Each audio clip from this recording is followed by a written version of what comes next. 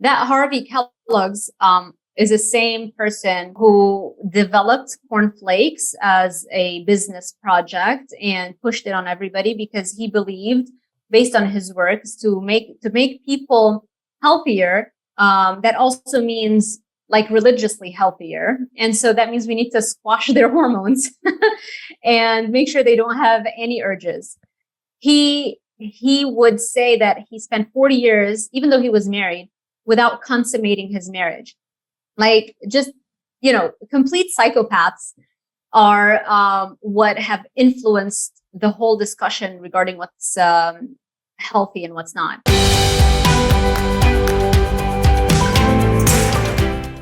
Okay. Well, good morning. Good morning, everybody. It seems like I just talked to you. No, we did. We just did a podcast together on your channel a couple of days ago, as I recall. Well, welcome. Yeah. And thanks for doing this. I guess it was on short notice, if I'm not mistaken. We had a cancellation. You jumped in there at the last minute to save the day. Well, thank you for doing that. Dr. Sarah, would you, just for the way of introduction purposes, would you just kind of let folks know a little bit about you, what your background is before we get started? Sure. So I am a conventionally trained dietitian. So I got my bachelor's and my master's in nutrition and dietetics. I did the hospital internship, sat for the board examination to become a licensed dietitian, did all those things. And then after my master's, I came to Miami and I completed a PhD in exercise physiology and nutrition at the University of Miami. I'm also I'm also ACSM certified, meaning the American College of Sports Medicine. They put out certifications, for personal training. So I got certified with them actually to teach for them. So I trained people who wanted to become certified with ACSM. So I would, conduct workshops and help them become personal trainers. I'm a certified personal trainer as well. And I mean, all that kind of stuff.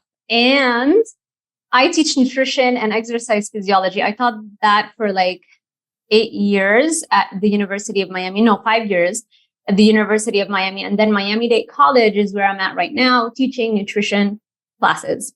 But my main focus is content creation. So mainly I am focused on YouTube, putting out content and Instagram and social media, mainly because through a lot of personal struggles of depression, acne, binge eating, sugar addiction, emotional eating, every single thing that can be wrong with a person, I've had it.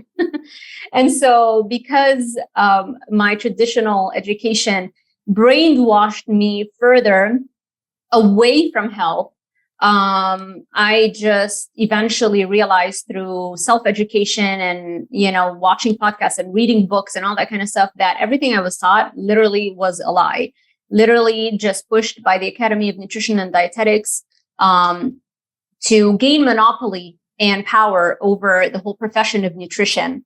And that angered me. Yes, I still get angry when I talk about it because I went into this to fix myself, to get healthier, to get clearer skin, to lose weight. And it only drove me away from that. And so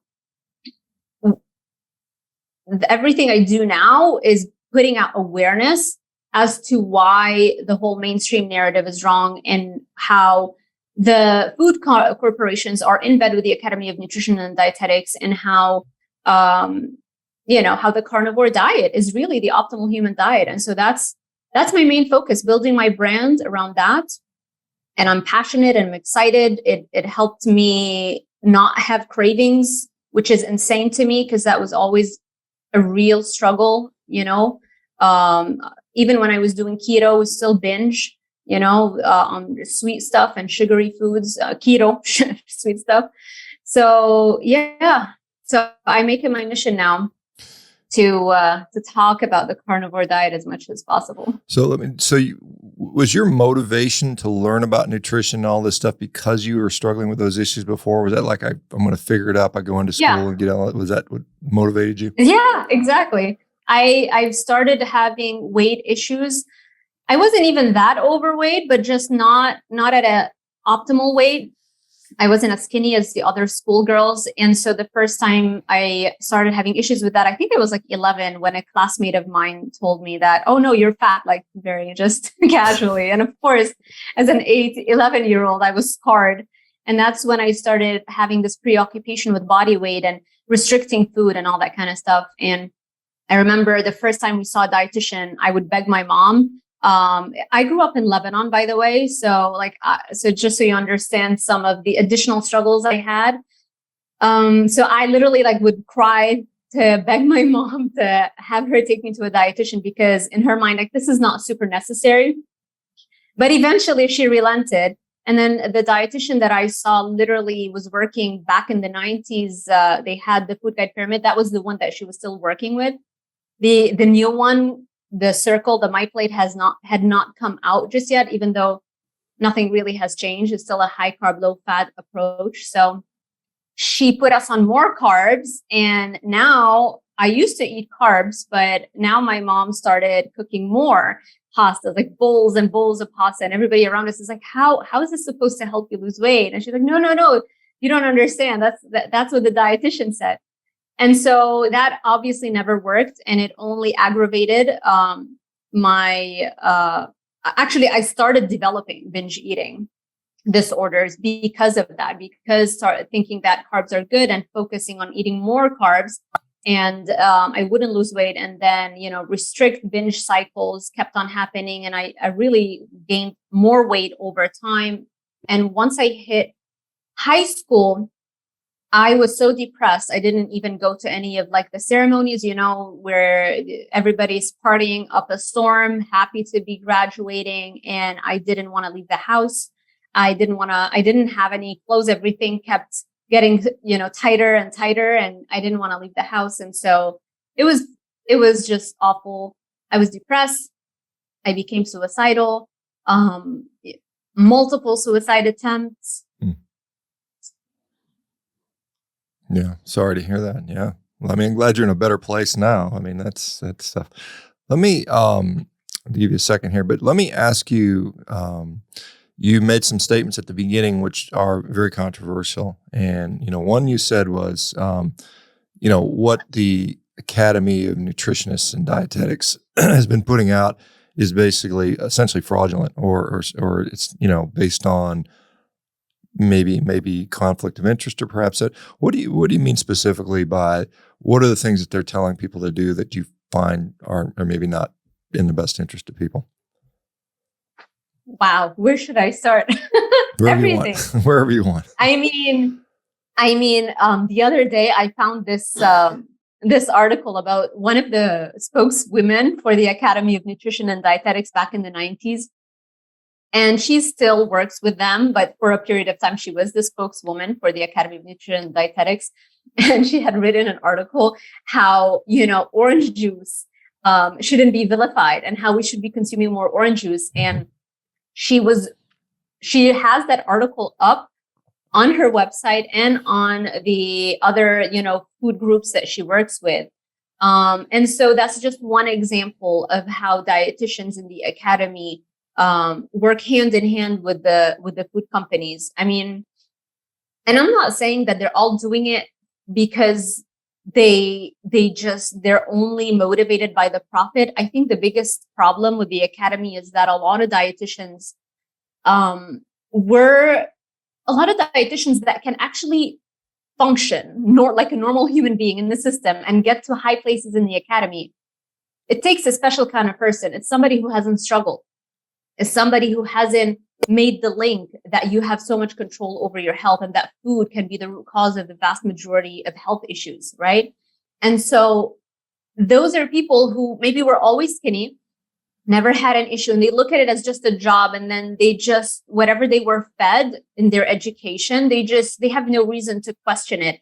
And if their clients aren't improving, well, it's your discipline. You're not, you have to practice portion control or energy balance, all the stuff that the food companies love, which is very similar really to what the whole medical system, and I'm sure you understand how that works too. You go through med school thinking you're going to help people, but you don't realize that you're so busy just trying to keep your head above water to graduate and then to keep up with the continuing education credits. You're getting all those continuing education credits from the pharmaceutical companies. They infiltrate all areas, and they just make it very convenient for dietitians or doctors to educate themselves in a free way, but it's not really free, right? Because depending on the source where you're getting that information, that says a lot about what the cherry picking is happening, right? So every single thing, I mean, I have a lot of dietitian friends. I mean, all of the women I went to, mainly women. There we had like maybe like one guy who went to nutrition school with me when I did my bachelor's, but for the most part, we're generally women, and most of them, not most of them, I would say a lot, because they never had the personal experience, or because they're not the kind of person who wants to expand themselves and apply the knowledge. It's just like a job. They're still getting, a clinical, they get employed in a hospital or in a clinic. They get paid a certain amount. They don't question anything. And, it works for them. And it's only until they get something, multiple sclerosis or something in their 40s or in their 50s, that's when it hits them like, whoa, Why? Let me just interrupt you for a second, because I noticed this when I was, when I was doing my medical training and going through school and interacting with nutritionists in the hospital. It seems like they're all female. I mean, is it really, really skewed heavily female? Is it like 90% female? And why do you think that is, if it is? Yeah, 99% even. My experience has been. Why? I think because women, there's a societal pressure that women have to look a certain way. We always take care of our appearance more. And maybe also in Lebanon, it's even more so. Like in Lebanon, it's very similar to like a Hispanic culture, where all women are always made up, the makeup, the hair, the stuff. And there's a ton of emphasis on how a woman looks. And I feel that, plus in Lebanon, it's, very, patriarchal society, so women are put down a lot. And so the easiest way to put down a person is to criticize how they look, right? And so you absorb all these negative messages plus the emphasis on your look. And it's like any additional pound becomes a catastrophe. And so we're all trying to work to get leaner. I remember this woman, she became a dietitian too. Like we went through the same programs together, and she was gorgeous, not an extra pound that I could see. I mean, super fit. And she still would spend her days at the gym, just like barely making it through school, because she's working out all day long, to make sure that she never ever gains anything. So I think that's where it comes from. Yeah, and it's interesting because you mentioned the Academy of Nutritionists and Dietitians, or dietetics, I think, here in the U.S. And they, they're the ones that put out this information that, for instance, vegan diets are safe for all stages and ages, and so on and so forth. And all three of the authors on that particular paper were all vegan. And I just look at that and I'm like, this seems a little bit biased. And maybe there's a female, because if I look, there is a contrast between a male diet and a female diet, whether we want to believe it or not. I mean, there's the statistics are pretty overwhelmingly, women eat more fruit and vegetables, men tend to eat heavier diets. And it seems like because women dominate the field of nutrition, they may say we want to skew everything towards more of a female eating pattern. Perhaps, I don't know, maybe that's just theoretical. But you'd mentioned, companies are out there that have significant sway over that particular field. Can you explain what you mean by that? Or are they funding the organizations, or how does that work? So this is a fun exercise that I do with my students every semester. I head on over to just go to Wikipedia page for the Academy of Nutrition and Dietetics. Mm-hmm. And every time I go there, I know there's always one student, but it's not credible. Well, you know what? Everything on Wikipedia is referenced. So anything you see there's a literal direct reference, and you can fact check like the original source. So if you go on there, it's a good resource because they put everything together, and you go and you read the controversies. First, I'm not even going to dive into the history of the academy, how it started with the Seventh-day Adventists who believed that the vegetarian diet was the optimal diet. And one of them co-founded the Academy of Nutrition and Dietetics. I'm not even going to start there. If you just look at the recent history and you see how it has all of the controversies that erupted, you would see that the same people that are on committees that they put together, let's say to look at GMO foods or anything they want to put together, like higher ups in the academy, are the same people that hold and have ties with those companies like Monsanto and the food companies. I mean, they are one and the same. It's like a major, huge conflict of interest. So there's that. There's so many programs that they have where the companies will pay like an easy $50,000 just to co-author a brochure on any kind of topic, like increasing fiber intake or whatever. So you go to their convention, go to the Academy's convention, and it's literally like, it's like a convention for the food corporations. I mean, you've got stands for Coca-Cola and Pepsi-Cola and all the candy makers. I mean, really, not only do they have stands there, they actually are those speakers. They put it on, like they put together PowerPoint presentations on all that kind of stuff. I remember when I was doing my master's, they put together, I did my master's at the American University of Beirut, right before I came to Miami, right? And so they put together this conference, nutrition conference. And we didn't really have to go, but like they made us go. It was like a big thing. It was all of our professors spoke, and people came over, shared their research. And then at the end, they concluded it by the spokeswoman for Coca-Cola in the Middle East. It was a Turkish medical doctor, because the whole convention was sponsored by Coca-Cola. So the whole presentation was about how all sources of calories are equal. And not only that, but how Coca-Cola is not a bad drink because it helps you achieve your hydration requirements. And when she finished, every single dietitian in that room, our hands went up in the air because there were like a couple of questions that she wanted to answer. They didn't pick any of us. They already had it like fixed. So they probably said, okay, you're going to ask and you're going to ask, because I'm sure the department got a lot of money from that sponsorship, right? So they fixed it, and only 2 people asked questions that were ridiculous, and they didn't even let us grill her. So this just goes to show you the nerve that they have to infiltrate schools, universities, the academy. The whole thing with the academy is that it gets the money from the food companies, right? All that money, because those food companies make tons of money. Most people are addicted to those foods. So this is where most of the money is going towards. That's where most of the profit is happening. So they have more budget to give the academy. And then the academy uses that money and power and influence to support certain elected individuals in our government, so that when they get elected, now they pass bills to license the profession of nutrition. So now you, Dr. ShawnBaker, if you're, let's say, in a certain state where that has passed, you cannot give out nutrition coaching. They'll come after you and they'll sue you. And they've done it already to some people. All of this is just because they want to eliminate competition and they want to maintain power, and they have no right to do so.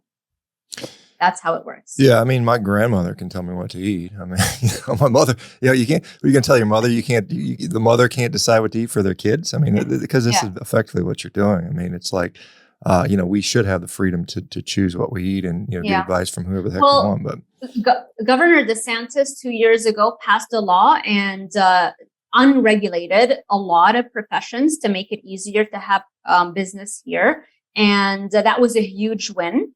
I think it happened in 2020, maybe right before the pandemic hit. And that law now in Florida, you can charge money in exchange for coaching, nutrition, personalized nutrition coaching. as long as you have your client sign a paper that they are not under the direct care of a physician that's giving them medical nutrition therapy. Interesting. So, okay. Yeah, I'm very excited about that. Yeah, interesting stuff. Let me ask you, because, most dietitians, and I see it, there's a dietitian online saying, well, this guy's on a carnivore diet and it's an awful diet. And it's created every article that ever comes out on a carnivore diet, it's in the paper. And you always see it. A housewife claims her multiple sclerosis got better on carnivore diet, and they'll make a kind of a head clickbaity headline, and you'll read the article, and always in the headline they'll have some registered dietitian saying, well, we don't recommend this diet because this and this, and then that's every time that's out there. Why? How did you sort of like decide, hey, I'm gonna, because you have that background, how did you decide that I'm gonna try this crazy carnivore thing? When I first met my husband, he didn't eat any vegetables. He's always been super fit, and then eventually started competing like bodybuilding competitions, and so he's always maintained abs, like year-long abs with minimal, like he just lifts literally like 40 minutes a day, and some days he won't even go. It's like, I don't need to lift. So he's like the polar opposite of me. I have to work so hard at it. And when I first met him, I was like, you have to eat your vegetables. You need fruits and veggies and all those kinds of things. And he never listened to me until eventually, eventually. So I'm a big nerd, and I am very hard-headed. Like, I want to achieve a certain physique, and I will do whatever it takes to get there. And when that doesn't work and I have a binge or whatever, my solution to that is to open up a podcast and go buy a bunch of books and watch documentaries. It's not like, I did go through that victim phase, not gonna lie, for a little too long, but for the most part, every time I have a failure, I will go educate myself and learn new things. And so from there, I learned about the keto diet. I tried that and I was convinced. And like the brain fog, after 7 days on a keto diet, the brain fog lifted that I had never even known I had. It was like, wow, is this how everybody else is living and feeling? So, things like that. And then I'm still having vegetables. My husband still isn't having vegetables, and he still looks healthier than me and hasn't had flu for like 9, 10 more, maybe 20 years. I don't know. I haven't had the flu in 9 years now. And I do say that definitely because I cut out the carbohydrates. After the keto phase, I came across Dr. Baker on Joe Rogan's podcast and the Petersons, and all that kind of stuff. And I was very intrigued, and I bought your book. I remember when I texted you to have you on my interview, I scrolled back and there was a post where I tagged you, that I had gotten the Carnivore Diet book. I remember like posting about it and tagging you. So, and that was a few years ago. So that's how I found out about this stuff. And that was like the next step after keto, because I'm still binging on keto, still not really that great. So yeah, that's how it happened. Just, I'm a nerd.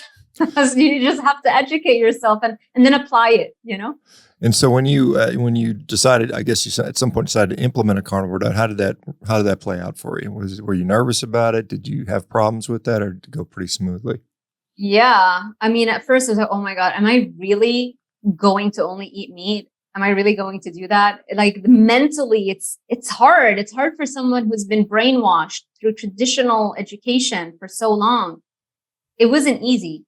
But I don't know. I think it's also very helpful that my husband wasn't big on veggies and stuff. There was no veggies.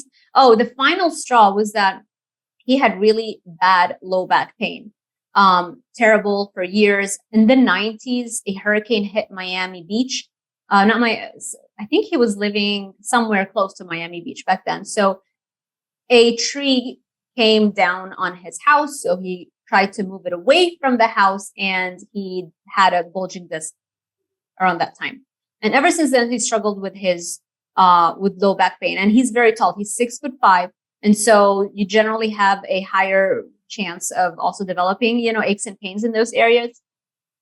And every single doctor at Miami, at the University of Miami at Jackson, told him, it's just that you have a bulging disc. There's nothing you can do except surgery. And you just have, there's nothing but surgery that they offered. And he kept putting it off for years until it got so bad that the soreness wouldn't let him sleep enough because he couldn't be horizontal for too long. He couldn't watch 2 movies in a row. Not that you need to do that, but we couldn't go on road trips for too long. All those things just aggravated the back pain so much. Eventually, it was like, that's it. I'm going to have to get a surgery, and scheduled it. And that was right around the time that I'm reading all those books, your book, Dr. Stephen Gundry's The Plant Paradox, all that kind of stuff. And I'm like, you know what? You don't eat vegetables, but the only vegetable you do eat is a bed of spinach every day for years. A bed of spinach. And on top of that, he'll have like grilled meat. So any kind of grilled meat, no dressing, nothing, Like, I wonder if that's the thing. Cuts it out. Back pain goes away. A few months later, we still hadn't sunk in that it was the spinach. It just went away. We didn't really talk about it. And then one day buys a bag of spinach on our way back from the beach just to have something different on that day. In an instant, the pain comes back with a vengeance. And that was it. Now we know, now he doesn't have low back pain anymore, no surgery. And so that was another major experience that I went through that I was like, okay. Most people don't believe you when you tell them that, they're going to say, I don't believe you. I mean, and I've seen this same sort of situation where they're not eating. I mean, they're eating a relatively healthy diet and literally they remove some vegetables and they get better, which it sounds crazy, but it happens, it happens. I see it quite frequently. And so, I just want to interject that a lot of people will hear that and say, I don't believe you. You're right. Yeah, you have to experience it. And it's easy to say, I don't believe you, because the moment you give it a minute, that means now you don't have an excuse anymore to not do it. Because almost every person around me has something that can be improved with diet. But the moment they agree with you, all of a sudden, the responsibility shifts onto them. And they can't get away from it anymore. And so that's another major issue, I think, that people resist. So you got your husband is getting better. You're seeing that. You've got the book. So then you tried, right? Yes. So that, I just slowly, I started doing the fruits and the honey and the sweet potatoes with a mainly, meat-based diet. But then the carbs and the sugars with my sugar, I had sugar addiction that was just, it was giving me cravings basically. So very slowly I transitioned, and now I just don't do any of that stuff really. Yeah. There seems to be this sort of fruitarian carnivore hybrid that some people like to do. And I think you lose a lot of the efficacy of the diet in many cases. Some people can do okay with that, but many people don't. And I think it's a sort of a disservice to tell people you have to do that, which I think is problematic. I like to always go back to evolution and what was the environment that we evolved in, and it never had the kinds of fruits we have available. I'm sorry. Even the fruits that we have right now have been so hybridized to the point where you would never have come across something like that with that amount of sugar and almost no fiber in it to offset that sweetness. Well, let's talk about fiber, because I don't really eat fiber, and I know I got Brett Lloyd in here telling me he hasn't had fiber in 1,472 days or whatever he's at now. That's a controversial statement. If you don't eat fiber, you're going to get colon cancer, you're going to get heart disease, all these things.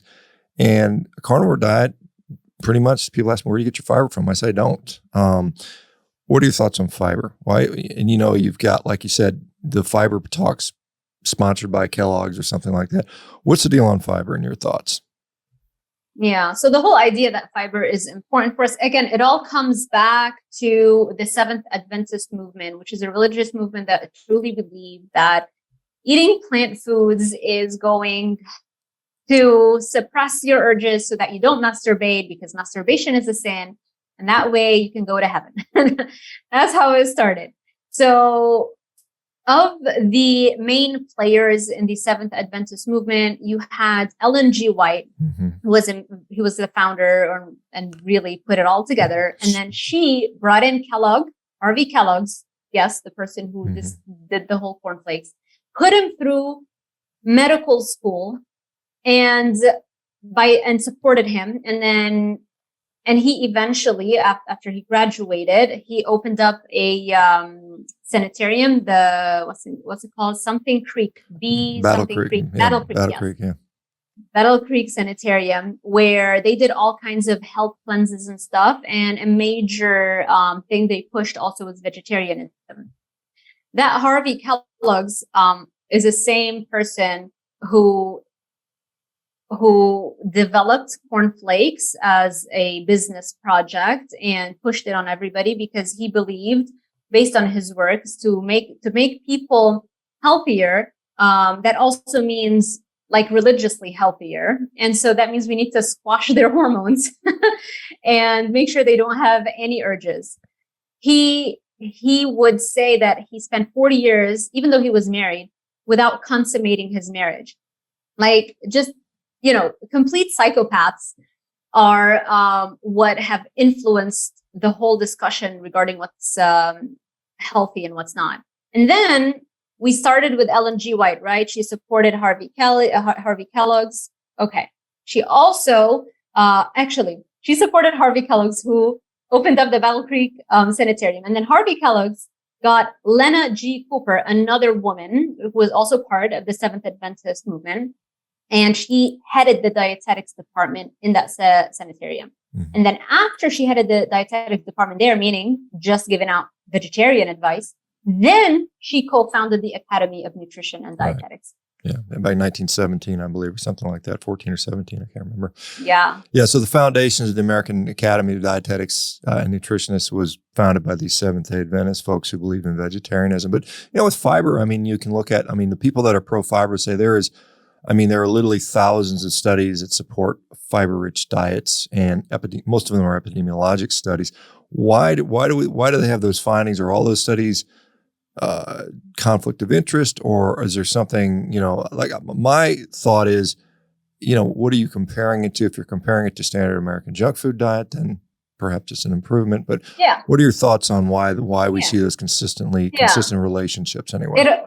It all starts with our biases, and researchers are no different, right? They're already biased to believe that veggies are healthier. So when, after a very hard time to get a grant, I've talking about how hard it is, first of all, to get an assistant professorship, let alone get a grant, get the ball moving and set up a lab. So having said all that, I'm not going to go into that. It's just very, very hard to do that. Once you do that and you have your position and you have now funding, you are very much more likely to get funded if you are working within the narrative, as opposed to if you say, I want to look at a zero carb diet, So they're already biased to try and see the differences between a healthy and unhealthy diet. What they mean by a healthy diet is what everybody thinks is healthy, which is veggies and low fat and all that kind of stuff.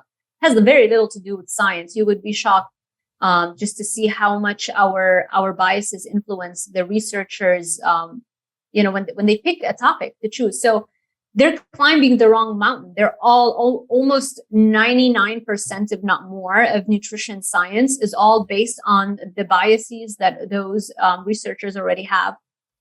And so they're only looking at, like what you said, a healthy versus unhealthy diets. And what that means is like a junk food diet versus a plant-based diet. So, the critics of this sort of reasoning would say, well, they're telling you to eat vegetables, and big broccoli is not out there making billions of dollars like PepsiCo is. So how does that do? Is it just that if they tell you to eat vegetables and not to eat meat, you're not going to do it and you're going to eat junk food? Is that how that works? Or why would they be saying eat fruits and vegetables? Why don't they just say eat processed food all day long?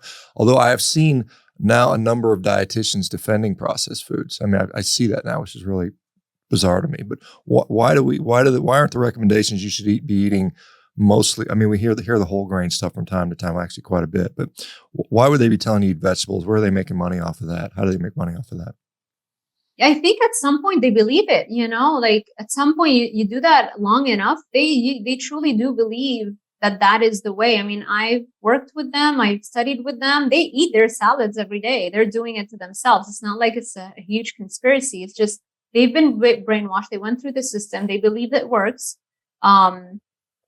And so, they try, and they try to go with those research kinds of studies, which show them exactly what they want to see, what they already have hypothesized might be true, that of course a whole food plant-based diet is of course going to be healthier than somebody on a junk food diet. And so now those studies come out, and then you start to believe it, right?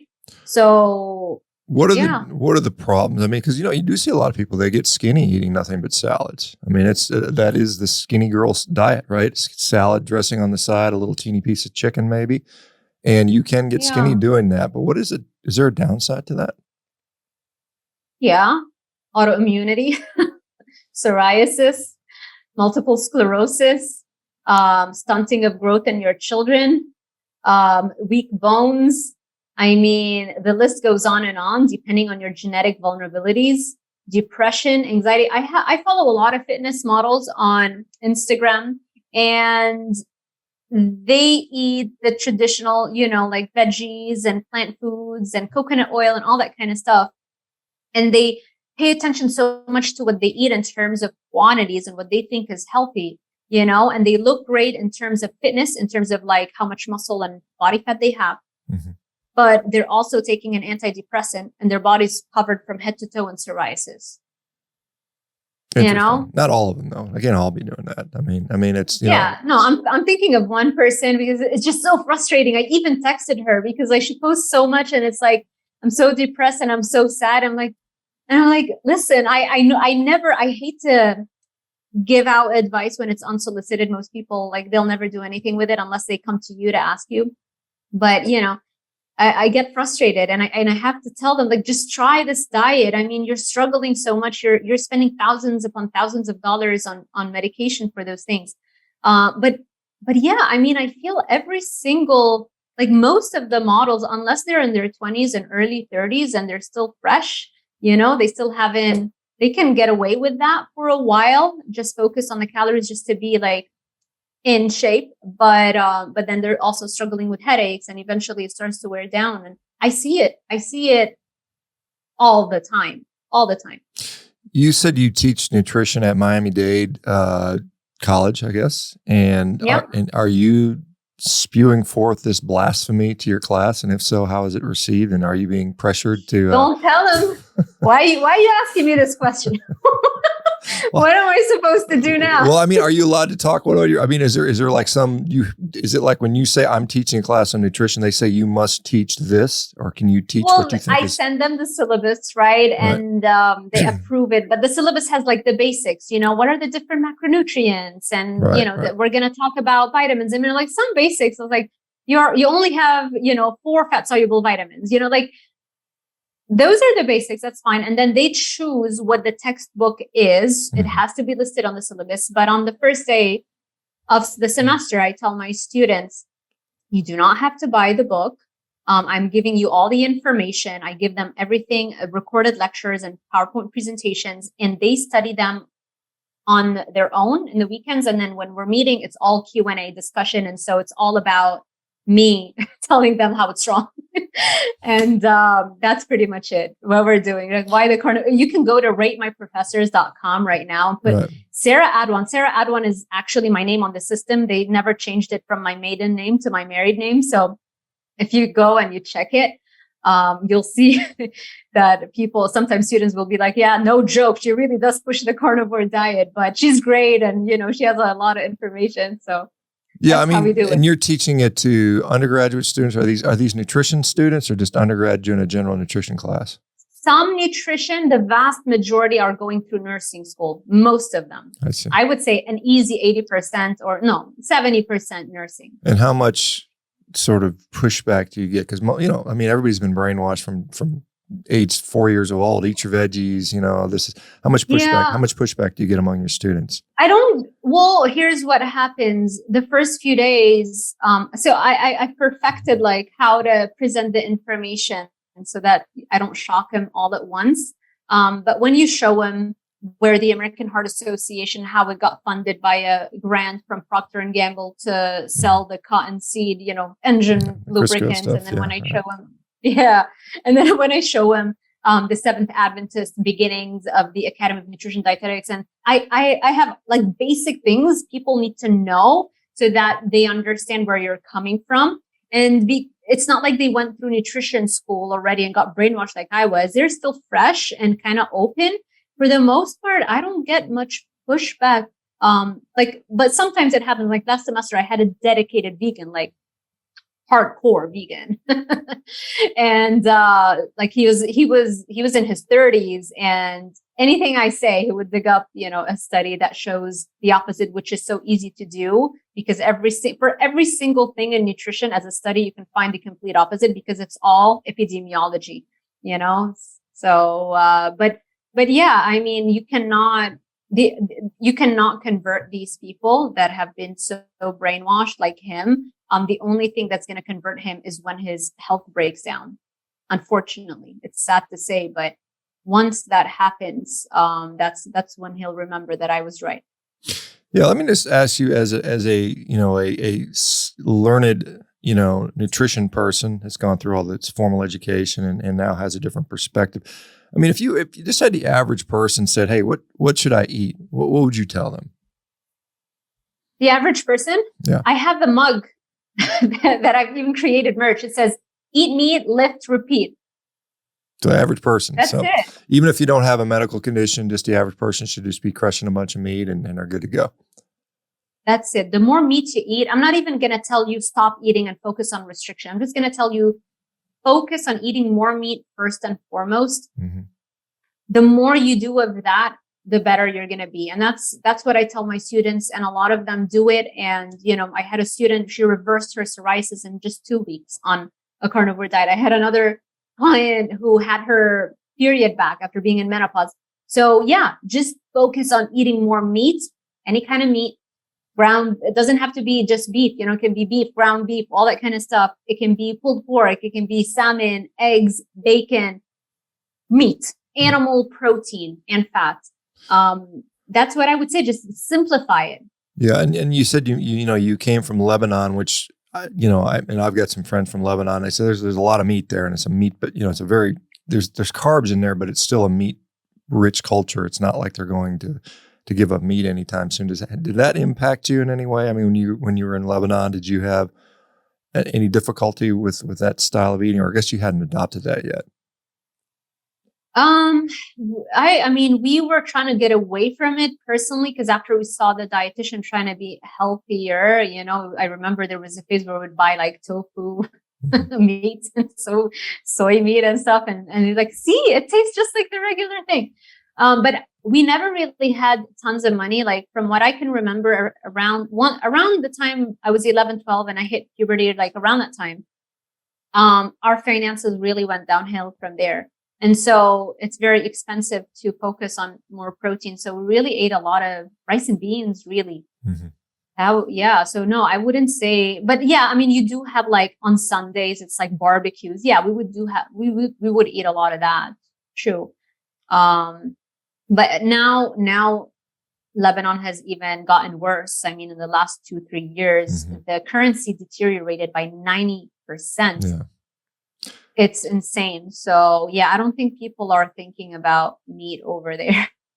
That's a shame. It's a shame because, we, and it's, to me, we spend so much money on various things, which, if you would just direct, 10, 20% of that money into improving the diet quality. And by doing that, I mean, I think making meat more affordable and more accessible to more people, you would do a wonder of good to the population, in my view. But yeah, I'm not the president or anything like that. So my view is very, it's not taken very seriously by many people. Are you, as far as your diet? I know we mentioned, you said your goal is to live to be, 1,000 or 200 or something like that. And we kind of had a little chuckle about that on your podcast. But outside of, a meat heavy diet, what other things are you experimenting with to sort of improve or sustain your health? intense exercise. I work out a lot. I know there's a general idea in our community, like, don't worry too much. Don't be on the cardio machine for too long. I don't think that's true.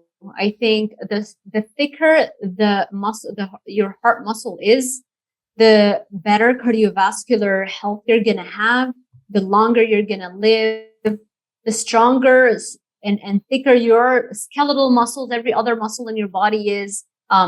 We know that's like the best indicator for how long you're going to live. It literally destroys those zombie cells. Zombie cells are one of the hallmarks of aging, which is an accumulation of cells that cannot function anymore, but they don't go away. They don't just die. They just like stay around and they secrete inflammatory molecules into your blood. They're called senescent cells, but we call them zombie cells, just like lay terms. And so exercise literally destroys those zombie cells. It literally reverses the aging process. It's probably one of the single strongest tools at my disposal that I use and that I recommend everybody uses. And when you say exercise, are we talking marathon running? Are we talking strength training? What are we talking about? We're talking about both. Focus on intensity. Yeah, I would focus on intensity first, but not just like, I sprinted 5 minutes and I'm done for the day. Like, that's not enough. Like, you have to do more. So I'm lifting. Ideally, the focus should be weightlifting, and then you do the cardio. And then the cardio, the focus with that is you want to always progressively overload your muscles, meaning if all you can do is jog at 3 miles an hour, then your goal should be to progress to be able to jog at 4 miles per hour, 5, 6. You keep going. I mean, I remember watching this little video the other day of a 12-year-old kid literally sprinting 12 miles an hour. And I was like, okay, I have no excuse. I need to push that, because sometimes I reach 7 miles an hour and I'm like, maybe I'm pushing it too much. And then when I see that video, I'm like, no, the human body is adaptable. It is an adaptation machine. The more you give it, the more it can do for you. I'm not saying that's what everybody needs to do, but I'm saying that everybody needs to think of it as a progression, constantly getting faster with everything. Yes, a progression. That's, I mean, when they talk about progressive resistance, you have to progress for sure. But, when I look at the studies out there, it seems like, going from sedentary to active is a huge, huge gain for most people. And then going from active to more active, the gains tend to be less pronounced. It's just getting those people out of that sedentary category seems to have the biggest effect. What are your thoughts on dietary protein requirements? As you know, RDA is 0.8 grams per kilogram, which, some people argue is too much. There's some people on the vegan side, well, that's probably even too much. We need even less than that. And then there's other people that say we need much more. There are people that say that protein is aging us, protein is giving us cancer. Where do you fall on the side of protein recommendations? Yeah, so there's this idea that if you eat too much protein, it's going to inhibit mTOR, the mammalian target of rapamycin. What they forget to mention also is that in red meat, you have carnosine, which inhibits, which actually stimulates mTOR. So you're going to get the protein, but then you're going to get other molecules that are actually going to do the opposite. So you end up with a net positive benefit of eating all that protein. I think the RDAs are very, very, very rough guidelines, just so that you don't get like super sick, but they really have no place in personalized coaching. I don't use them. They're too low. And I do recommend at least bare minimum a pound, a body weight, if not way higher than that. I do higher than that. So 1 gram per pound of actual body weight or higher is where you're at. Yeah. And that's more is better. That's not bad. That's not hard to get on a carnivore diet for sure. And then as far as fat goes, because some people are very much in favor, of higher fat approaches, 80% ketogenic macronutrient rates, and others are sort of more moderate on that. Where do you fall on fat?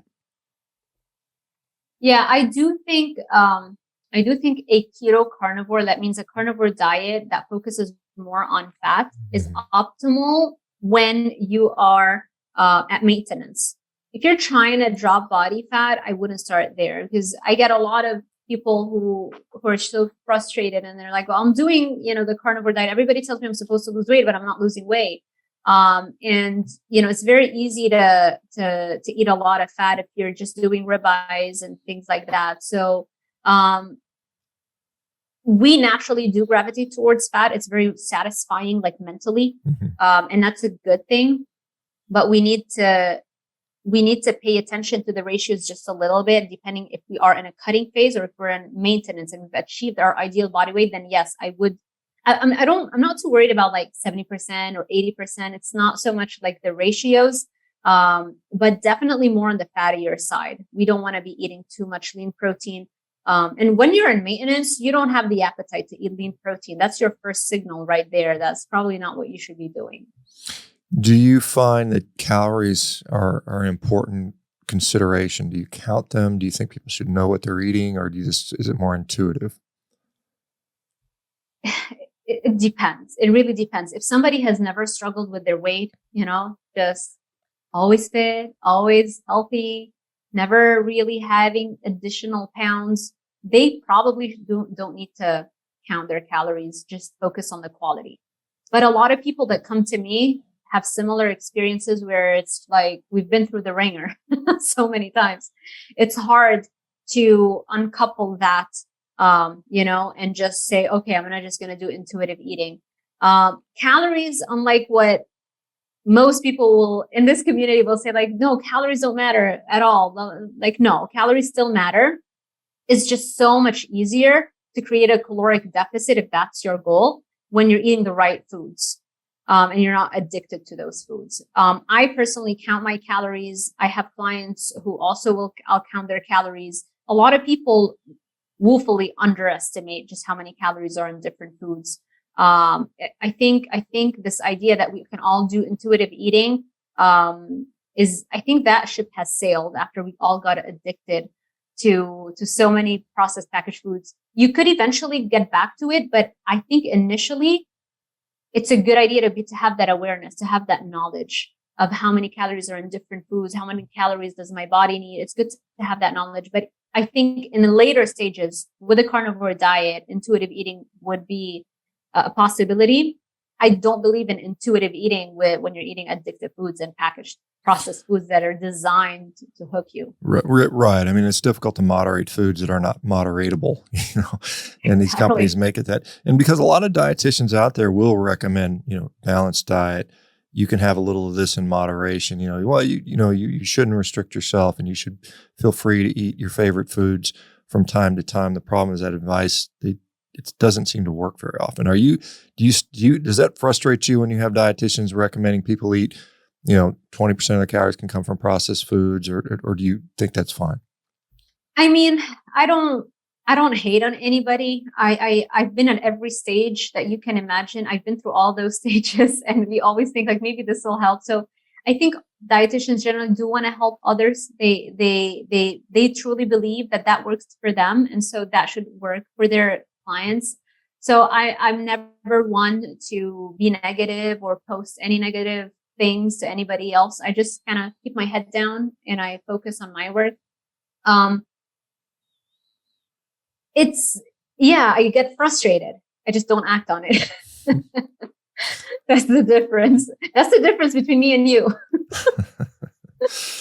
All right. Well, anyway, Dr. Sarah, thank you for being here. We're running out of time. Share your social media or any websites you have or any information you want to share with people so they can find you.